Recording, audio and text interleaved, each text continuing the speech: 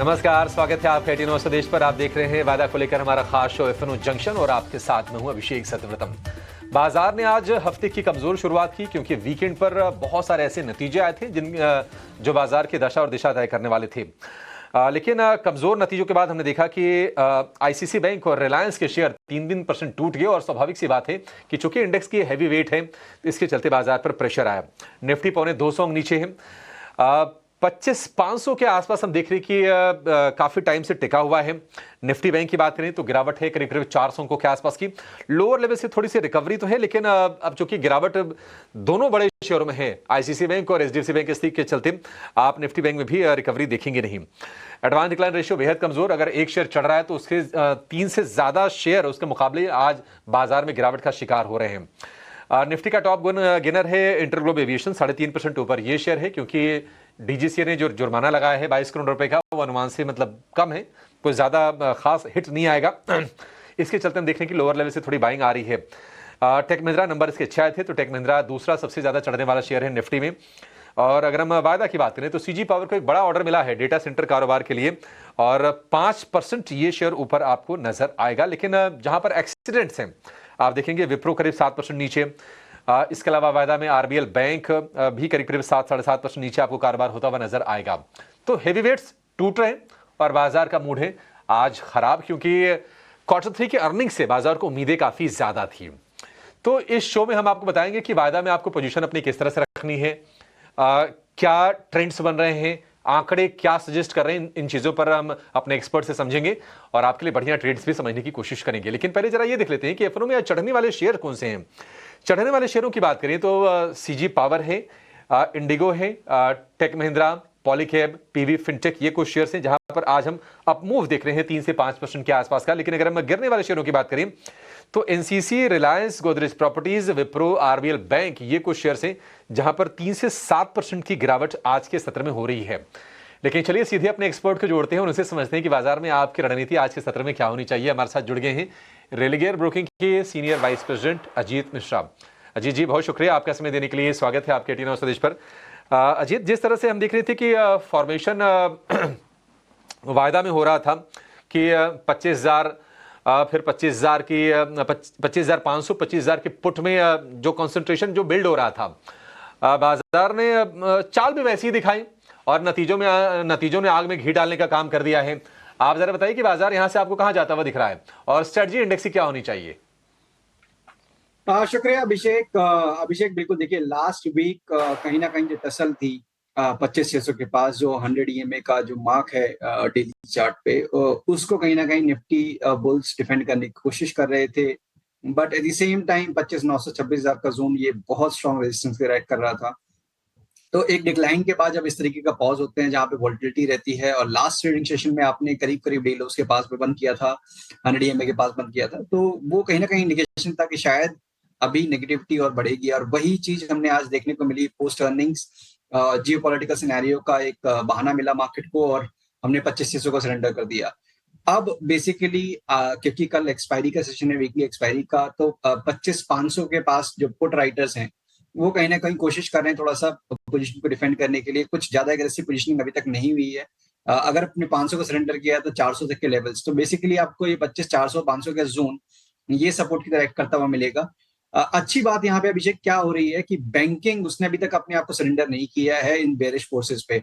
Means 59,500 9,200 का जो zone है वो अभी तक होल्ड हो रहा है। आईटी में विप्रो की गिरावट के बावजूद वहां पे स्ट्रेंथ दिख रही है। तो जो दो बड़े सेक्टर्स हैं इनमें अभी तक कोई खास वीकनेस नजर नहीं आई है, तो जो कि एक अच्छा साइन है कि हो सकता है कि मार्केट आपको 25,400 500 के पास स्टेबल होके एक रिकवरी का दोबारा से ट्रेंड दिखे। बट क्योंकि आपने एक इंपॉर्टेंट लेवल को सरेंडर कर दिया है, डेफिनेटली यहाँ पे सेल ऑन राइज जो कि हम पहले से बात करते आ रहे हैं वही कंटिन्यू करने की स्ट्रेटजी रहेगी। पहले हमने बात की थी कि आपको 800 900 के पास रेजिस्टेंस है, अब बेसिकली 600 को रिक्लेम करना थोड़ा सा मुश्किल होगा। तो जितना आप 600 के नजदीक जाएंगे वहां पे शॉर्टिंग अपॉर्चुनिटी मिलेगी 800 के स्टॉप लॉस के साथ और 25,400 25,300 तक के पोजीशन टारगेट्स के लिए।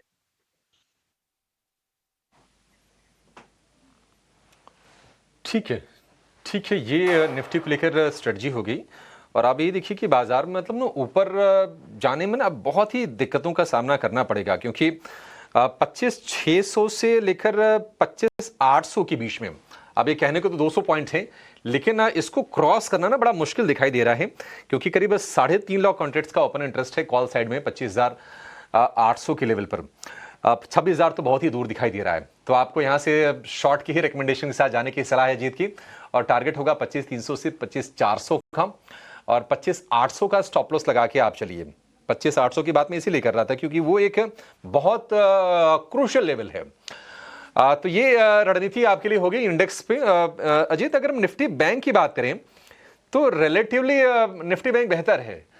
निफ्टी जहां अब 100 डीएमए के नीचे जाके कारोबार कर रहा है, लेकिन निफ्टी बैंक को अगर देखेंगे तो लेवल्स प्रोटेक्टेड हैं अभी तक। सिर्फ 10 डे डीएमए के नीचे निफ्टी बैंक आपको नजर आएगा।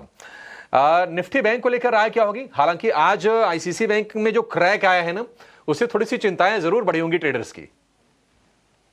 बिल्कुल, देखिए अभिषेक, इनफैक्ट यहाँ पे जो पूरा ये गिरावट का जो दौर है, इस पूरी गिरावट के दौर में बैंकिंग ने जैसे स्ट्रेंथ दिखा रखी है, इसकी वजह से आपका डैमेज कैप्ड है।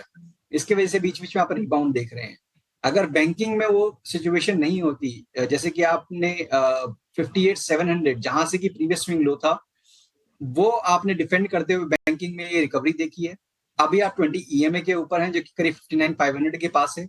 तो बैंकिंग कंपैरेटिवली स्ट्रॉन्गर है, बट क्या हम निफ्टी के अगेंस्ट जाके यहाँ पे लॉन्ग पोजीशन बनाए? मेरे साथ थोड़ा सा मुश्किल होगा बैंकिंग का, कॉज पीएसयूज जो है वो ज्यादा अच्छे बिहेव कर रहे हैं in comparison to the private banking majors. तो मेरे साथ थोड़ा सा वेट एंड वॉच रहेगा बैंकिंग के लिए। बट हाँ, यहाँ पे शॉर्टिंग की रिकमेंडेशन नहीं होगी बैंकिंग में। लोअर लेवल्स पे मींस 59,200 500 के जोन के पास, वहां पे निबलिंग की जा सकती है एक 200-250 पॉइंट के स्टॉप लॉस के साथ, प्रोवाइडेड कि निफ्टी का करेक्शन इस निफ्टी में डिक्लाइन थोड़ा सा कैप हो जाए।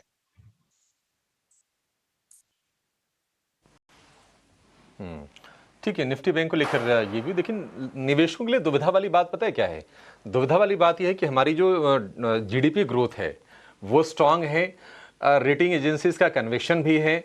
आरबीआई ने भी दिसंबर में जो फोरकास्ट था FY26 के लिए उसको बढ़ा के 7.3 किया था, और मूडीज भी कह रहा है कि FY26 में जीडीपी ग्रोथ 7.3% रहने का अनुमान है। तो जो प्रोजेक्शंस हमारे रेगुलेटर के हैं, हमारे इंस्टीट्यूशंस के हैं, उस पर बाकी जो रेटिंग एजेंसीज हैं वो भी अपनी मुहर लगा रही हैं। 7.3% रहने का अनुमान है। हम देखते हैं कि देखिए डोमेस्टिक आपकी जो डिमांड है वो इंटैक्ट है, सर्विसेज में, मैन्युफैक्चरिंग में अच्छी ग्रोथ निकल के आ रही है, और ये तमाम चीज़ें हैं जो कहीं ना कहीं कॉन्फिडेंस को बूस्ट कर रहे हैं रेटिंग एजेंसीज के। ये दो अलग अलग चीज़ें हैं। बाजार किसी और दिशा में है, बाजार अर्निंग की तलाश कर रहा है, और जीडीपी जो है वो लगातार स्ट्रांग है। अगर आप बड़ी इकोनॉमीज में देखेंगे तो भारत के आसपास भी कोई आपको दिखाई देगा नहीं, लेकिन ये कहीं ना कहीं एक मतलब चिंता की भी स्थिति है। जो निवेशक है ना, जो मतलब ग्रोथ वगैरह देख के बाजार पर पोजीशन लेते हैं, वो तो फंस जाएंगे फिर। ये मूडीज जो कि जानी मानी रेटिंग एजेंसी है दुनिया की, उसकी तरफ से ये प्रोजेक्शंस आए हैं FY26 के लिए, यानी कि मौजूदा जो कारोबारी साल है उसके जीडीपी ग्रोथ का 7.3% उन्होंने रहने का अनुमान जताया है। और आरबीआई ने अपना रेज किया था लास्ट मंथ, यानी कि दिसंबर में उन्होंने अपने बढ़ा के 7.3 किया था। तो आरबीआई भी बुलिश है और रेटिंग एजेंसी भी बुलिश है। देखते हैं कि बाजार की चाल यहाँ से क्या होती है। लेकिन अजीत, ये इंडेक्स की रणनीति तो हो गई। आप जरा बताइए कि शेयरों को लेकर आप कहाँ पर बुलिश हैं, क्या खरीदने की आप सलाह दे रहे हैं? अभिषेक, देखिए, अगर आप इंडेक्स को थोड़ा साइड कर दें थोड़ी देर के 10 लिए, सेकंड, तो आपको 15-20 सेकंड के लिए और रोकूंगा। 15-20 सेकंड फिर और मुझे आप दे दीजिए। आप अपनी ये कॉल्स रेडी रखिए। इस बीच BHEL के नंबर आ गए हैं, और मुनाफा 135 करोड़ रुपए से बढ़कर आया है इनका 390 करोड़ रुपए। वाह, बढ़िया नंबर ये तो। और बाकी देखते हैं कि बाकी पैरामीटर पर किस तरह के नंबर आते हैं, मार्जिन वगैरह या फिर आय के फ्रंट पर। ये तो पहला नंबर है, 135 करोड़ से बढ़कर 390 करोड़ रुपए। अब इसमें मतलब ये कुछ एबनॉर्मल सा नहीं लग रहा है, मतलब 135 करोड़ से बढ़कर सीधे 390। क्या कोई इसमें अदर इनकम का कंपोनेंट है, ये जरा चेक करना पड़ेगा। क्या कोई अन्य आय भी है इसमें, इस मुनाफे के नंबर में? इस पर हमारी नजर रहेगी। आय की बात करें तो आय 7,278 से बढ़कर 8,473 करोड़ रुपए आय का फिगर निकल के आया है। तो मुनाफे आय दोनों में बढ़त है, लेकिन देखते हैं कि क्या कोई वन टाइम गेन कंपनी को हुआ है। BHEL हमने देखा था कि रिकवरी वाले फेज में था, शेयर ये 300 रुपए के आसपास चला भी गया था, लेकिन जो खबरें आई कि फाइनेंस मिनिस्ट्री चाइनीज कंपनी पर जो रोक लगाई गई थी 5 साल पहले, उसमें रियायत देने पर विचार कर रही है सरकारी टेंडर में पार्टिसिपेट करने के लिए। उसके बाद हमने देखा कि अक्रॉस द बोर्ड जो कैपिटल गुड्स वाले जो शेयर थे वो गिरावट के शिकार हुए थे और बीएचईएल उनमें सबसे ज्यादा टूटा था। 262 रुपीज के भाव लोअर लेवल से देखिए थोड़ी सी स्ट्रेंथ गेन आपको करता हुआ दिखाई देगा बीएचईएल। राय आपकी अजीत नतीजों के बाद? देखिए, एक अच्छी गिरावट के बाद ये कहीं ना कहीं एक कंसोलिडेशन का टोन दिखा रहा है। 260 के पास अभी भी पुट पोजीशंस बनी हुई है, तो 250 से लेकर 260 का जोन मेरे हिसाब से ये होल्ड करना चाहिए। रिकवरी के केस में 275-70 का जोन जो है वो थोड़ा सा मुश्किल होगा, तो कहीं ना कहीं रेंज बाउंड बायस मुझे लग रहा है। जिनके पास पोजीशन है वो बने रह सकते हैं 260 के स्टॉप लॉस के साथ। 275-70 के जोन के पास एक बार पोजीशन को रिड्यूस करने के बारे में सोचें।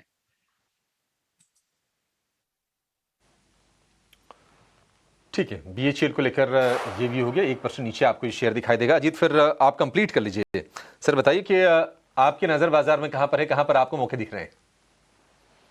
बिल्कुल, देखिए इंडेक्स का गिरावट एक अपनी जगह पे है। बहुत सारे पॉकेट्स ऐसे हैं जहां पर की स्ट्रेंथ बनी हुई है और सेक्टर्स अपने रिस्पेक्टिव हाइज के पास हैं और अभी भी वहां पे स्ट्रेंथ बनी हुई है। मतलब हर डिप पे बाइंग इंटरेस्ट इमर्ज हो रहा है। मेटल्स में से एक ऐसा पैक है जहां पे काफी स्ट्रॉन्ग ट्रैक्शन देख चुके हैं और लग रहा है कि स्टील काउंटर्स जो कि थोड़ा सा लैग बिहाइंड कर रहे थे, वहां पे अब कैचअप मूव देखने को मिल सकता है। टाटा स्टील जिसने अभी हाल फिलहाल में अपना नया रिकॉर्ड हाई बनाया है, यहाँ पे आप लॉन्ग पोजीशन बना सकते हैं। 198 के एक 184 का एक स्टॉप लॉस रहेगा।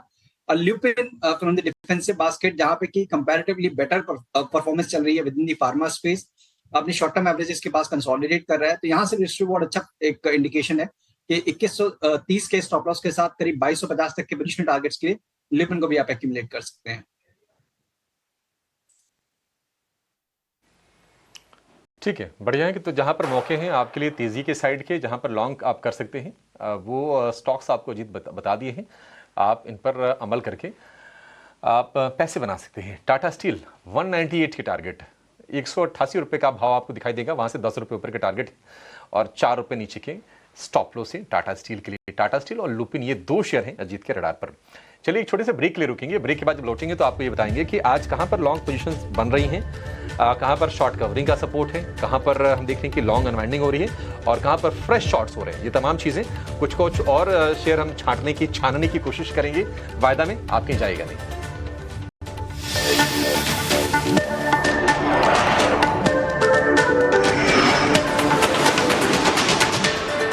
The banker to every Indian. The banker to every Indian, truly.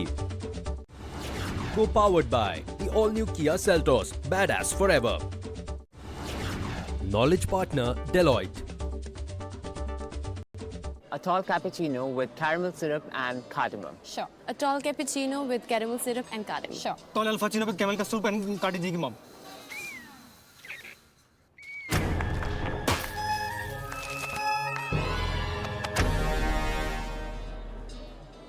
अदरक वाली चाय पिलाओ ना, कड़क। सर, मलाई मार के देती हूँ। लाइफ हो या इन्वेस्टिंग, भीड़ के पीछे मत भागो। म्यूचुअल फंड अपनाओ और खुद के हिसाब से इन्वेस्ट करो। म्यूचुअल फंड निवेश बाजार जोखिमों के अधीन है। योजना से संबंधित सभी दस्तावेजों को ध्यान से पढ़ें।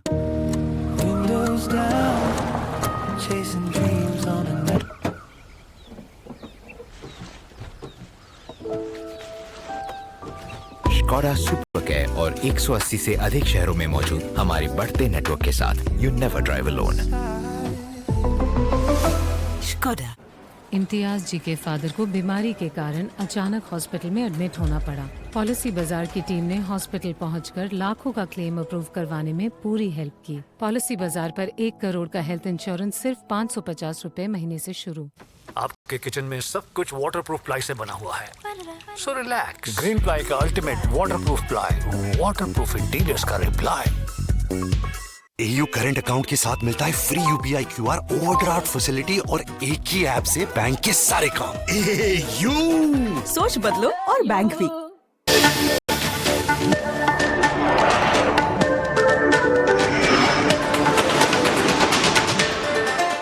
ब्रेक के बाद आपका फिर से स्वागत है। एफएनओ जंक्शन में बाजार में हम देखने की कमजोरी है और निफ्टी की गिरावट है आधा परसेंट से थोड़ी ज़्यादा की, और निफ्टी की भी कमोबेश स्थिति वही है। निफ्टी बैंक में लोअर लेवल से हल्की सी रिकवरी आई है, और आईसीसी बैंक जो कि 3% से ज़्यादा टूट गया था, उसकी गिरावट अब हो गई है 2.25% के आसपास की, तो थोड़ी सी रिकवरी आ रही है। देखते हैं कि और कितना यहाँ से मजबूत होते हैं।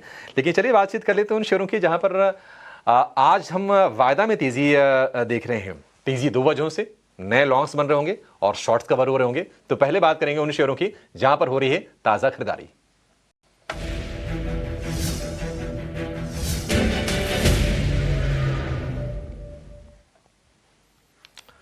तो ताजा खरीदारी की अगर हम बात करें तो आप देखेंगे कि सीजी पावर में आज अच्छे लॉन्ग्स बनते हुए नजर आ रहे हैं। शेयर लगभग ये करीब 5% ऊपर आपको नजर आएगा।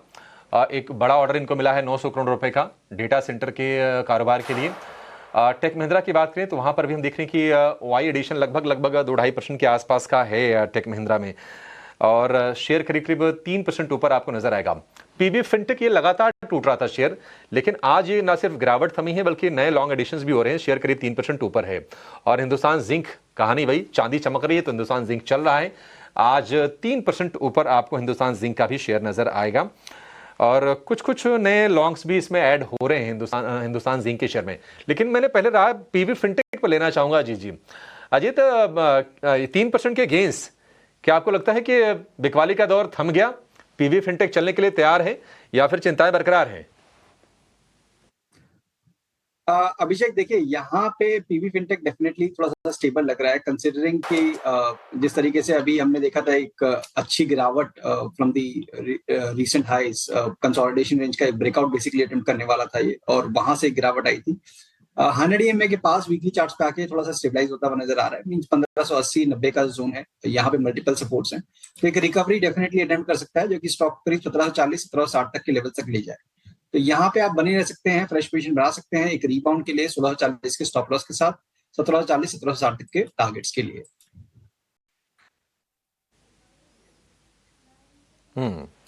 ठीक है, ये राय होगी पीवी फिनटेक को लेकर। पी लेटर वाला एक और शेयर जरा आप लेकर आइए, पॉलीकैब के नंबर अच्छे आए हैं, हालांकि मार्जिन को लेकर थोड़ी सी चिंताएं हैं। शेयर ये 6.70 से गिर रहा था, और आज हम देख रहे हैं कि पॉलीकैब में करीब 2-2.5% के आसपास का उछाल है। और उछाल की एक वजह यह भी है कि ब्रोकरेजेस जो हैं ऑप्टिमिस्टिक हैं इसको लेकर, और सिटी ने टारगेट दिया है 9,500 रुपए का। पॉलीकैब का जरा शेयर लेकर आइए। अजीत, पॉलीकैब, क्या आपको लगता है कि गिरावट डन हो गई और यहां से शेयर चल जाएगा? क्या इसको खरीदना चाहिए? देखिए, ये काफी इंपॉर्टेंट है अभिषेक, कंसिडरिंग कि इस सेक्टर को अगर आप देखेंगे तो काफी हद तक आपको स्टॉक्स काफी बीटन डाउन नजर आएंगे। वहीं पे पॉलीकैब ने इस पूरे कंसोलिडेशन में, डिक्लाइन में अपने रिकॉर्ड हाइज के काफी नजदीक बना रहा। डेफिनेटली एक डिप जरूर आया था बिफोर अर्निंग्स, आपने लॉन्ग टर्म एवरेजेस को रीटेस्ट किया करीब 7000 के लेवल पे, और आज एक स्ट्रॉन्ग रिकवरी देख रहे हैं। तो मुझे लगता है डेफिनेटली यहाँ पे आउट परफॉर्मेंस बनी रह सकती है। शॉर्ट टर्म में हो सकता है कंसोलिडेशन का दौर बना रहे, मींस 7500 से 7800 के बीच का जो जोन है वहां पे आपको शायद स्टॉक फंसता हुआ नजर आए। बट कंपैरेटिवली जिस तरीके से हमने इसमें स्ट्रेंथ देखी है, मेरे हिसाब से बने रहना चाहिए। फ्रेश पोजीशन भी आप बना सकते हैं 7000 के स्टॉप लॉस के साथ, और अगर मान के चलिए कि 3 से 6 महीने का व्यू है तो एक अच्छे अपमूव की तैयारी यहाँ से आपको देखने को मिल सकती है। नियर टर्म में करीब 77-7800 तक के टारगेट्स ये आपको मेंटेन करने हैं विद स्टॉप एट 7000। ठीक है, 7,000 रुपए का स्टॉप लॉस आपको पॉलीकैब में लगाना है, ये राय होगी। शॉर्ट कवरिंग वाले अगर हम शेयरों की बात करें तो इंडिगो लगातार गिर रहा था, और इंडिगो की गिरावट पर ना सिर्फ आज ब्रेक लगी है बल्कि ये जो शेयर है ये निफ्टी का सबसे ज्यादा चढ़ने वाला शेयर है, करीब 3.5% के आसपास की गेंस हैं। वजह ये कि जुर्माना तो लगा है, लेकिन वो जुर्माने की रकम बहुत कम है, 22 करोड़ रुपए का ही जुर्माना लगा है, जो फ्लाइट डिसरप्शंस हुई थी FDTL नॉर्म्स के फॉलो न होने के चलते। 4900 रुपए के ऊपर निकल गया इंटरग्लोब एविएशन। इसके अलावा हम देख रहे हैं कि बढ़िया शॉर्ट कवरिंग बजाज फाइनेंस में हो रही है, टाटा टेक और शेयर है जहां पर हम शॉर्ट कवरिंग देख रहे हैं, और जिंदल स्टील यहां पर भी हो रही है शॉर्ट कवरिंग। आज उसके चलते तेजी जिंदल स्टेनलेस में। राय आपकी अजीत, कोई शेयर इनमें से जहां पर आपको लगता हो कि मूव सस्टेन कर जाएंगे? क्या बजाज फाइनेंस वो शेयर हो सकता है? बिल्कुल देखिए, बजाज फाइनेंस में सबसे अच्छी बात क्या हुई अभी अभिषेक की बीच-बीच में जो डिक्लाइन आए, इस पूरे डिक्लाइन को इसने अपने 100 ईएमए के पास जब भी ये आया उसको डिफेंड किया है on the closing basis. No doubt momentum के लिए इसको एक ट्रिगर चाहिए कि 980 से लेकर 985 का जोन इसको ये क्रॉस करे तब एक ट्रिगर मिलेगा। बट नो डाउट स्ट्रेंथ बनी हुई है और मुझे लगता है थोड़ा बहुत कंसोलिडेशन जरूर हो सकता है इन लेवल्स के पास। जब तक 940 का लेवल पोजिशनली होल्ड है, यहाँ पे एक आपको अच्छी रिकवरी देखने को मिल सकती है। इनफैक्ट इंडिगो आपको पॉजिटिवली सरप्राइज कर सकता है, जैसे कि आपने बताया कि काफी हद तक जो प्रेशर और डिक्लाइन और नेगेटिव न्यूज के बाद अब कहीं ना कहीं ये काउंटर आपको स्टेबल होता हुआ नजर आएगा और हो सकता है कि 4970 जो कि आपका 20 ईएमए का जोन है, इसको क्रॉस करने के बाद एक अच्छी रिकवरी करीब 5170 से लेकर 5220 तक के लेवल्स तक ये आपको दिखा दे। तो जो थोड़ा सा रिस्क एपेटाइट रखते हैं, यहाँ पे पोजीशन बनाने की कोशिश कर सकते हैं 4800 के स्टॉप लॉस के साथ।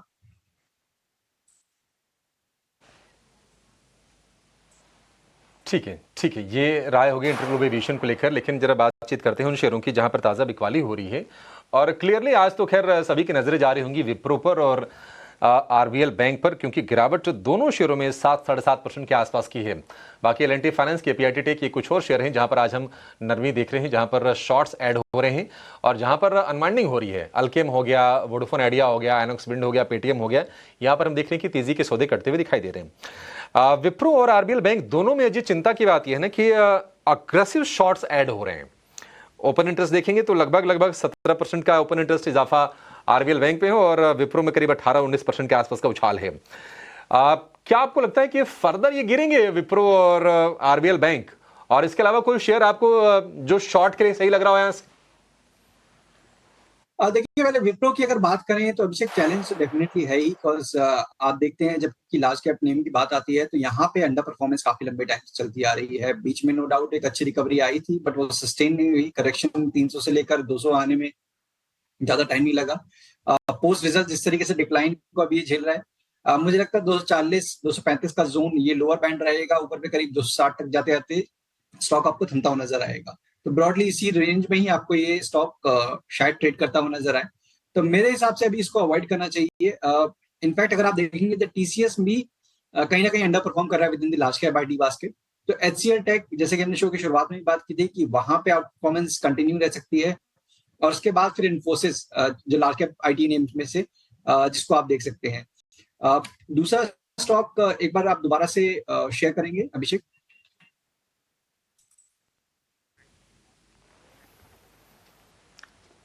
RBL bank. जी, तो देखिए आरबीएल बैंक में काफी स्ट्रॉन्ग परफॉर्मेंस रही है पोस्ट प्री नंबर्स और उसके बाद ये करेक्शन देखने को मिल रही है। यहाँ पे 294 काफी इंपॉर्टेंट रहेगा जो कि 100 ईएमए का मार्क है। इसको अगर हमने सरेंडर किया तो फिर मान के चलिए कि जो आपका शॉर्ट टर्म पॉजिटिव बायस था वो चेंज होकर साइडवेज टू नेगेटिव थोड़ा सा बढ़ सकता है। तो यहाँ पे एग्जिस्टिंग पोजीशन है, एग्रेसिवली उसको अवॉइड करिए। 294 का एक स्टॉप लॉस रखिए आपके एग्जिस्टिंग पोजीशन के लिए। रिकवरी के केस में 315 के ऊपर जाने के बाद ही यहाँ पे स्टेबिलिटी आएगी। तो अभी ऐड करने की जरूरत नहीं है। अगर आप फंस गए हैं पोजीशन में तो 294 के स्टॉप लॉस के साथ रिकवरी को यूज करिए रिड्यूस करने के लिए पोजीशन को। ठीक है, 294 रुपए का स्टॉप लॉस होगा आरबीएल बैंक के लिए। चलिए इस शो को यहीं पर समेटेंगे। अजीत, बहुत शुक्रिया, आज आपने समय निकाला और तमाम शेयरों पर आपने राय दी। एक छोटा सा ब्रेक के बाद आपका शो योर स्टॉक्स। नमस्कार।